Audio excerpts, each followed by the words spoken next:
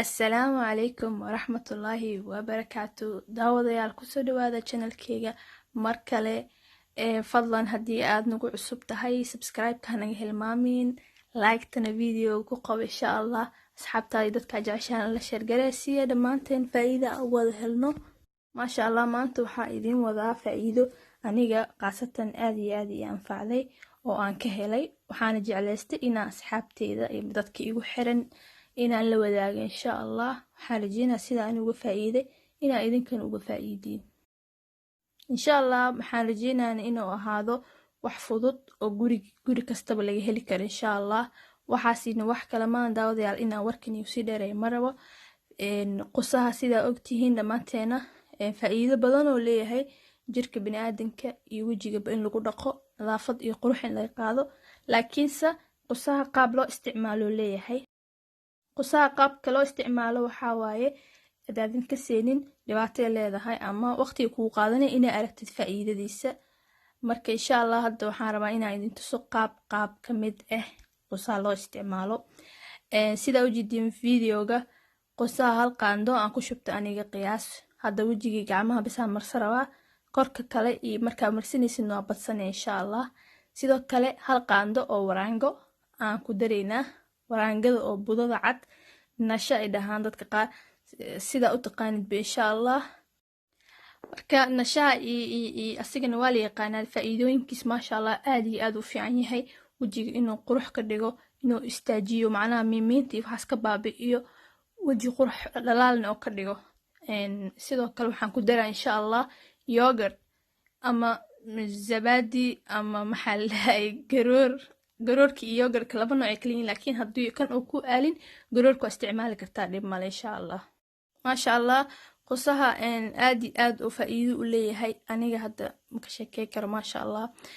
laakiinse haddii aad ka siin qaabka loo isticmaalo sida hore niigu sheegay, way adkaanay inaad faa'iido ka hesho. qaabkan waa mid ka mid ah qaabyada ani aan u isticmaalay insha allah oo aan ka faa'iiday oo aan jeclaystay idinkana inaa ila faa'iidiina ama ila wadaagtiin insha allah. yogurtka biyaha kor kasoo koro oo maxaa lagu ilaaliyo biyahaas. haddii u baahan tahay inaa maskiga aad jilcisid waa isticmaali kartaa. aad iyo aad ay u fiican yihiin maasha allah. maskiga aad si fiican u qasaa insha allah. waxaan ka rabaa qaab oo kareem camal ah ama kareemka waxyar ka adag. adiga kareemka waxyar kaad keenaysaa, sababtoo ah waxaan rabaa hadhowtii markaa jirka marsho inaan ku jajabiyo insha allah. waa kana waa soo diyaariyey. haddana waxaan rabaa inaan idin tuso oo gacanta aan ku baroobayo insha allah.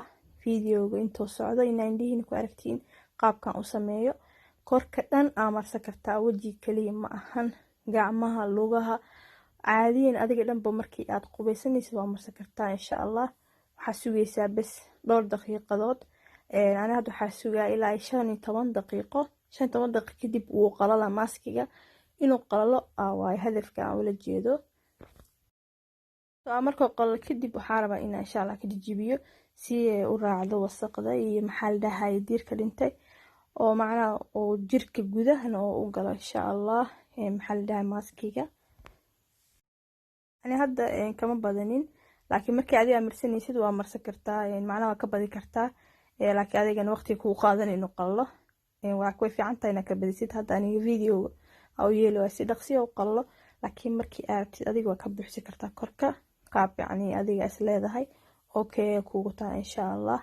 waa sugaaday ilaa iyo 10 daqiiqo ilaa 20 daqiiqo ilaa adiga ilaa waqtiga kugu qalala sugaysaa, fahamtay? kadib markii oo kugu qalalo waa markaas markii aad hoosh ku bilaawleed insha allah maskiga.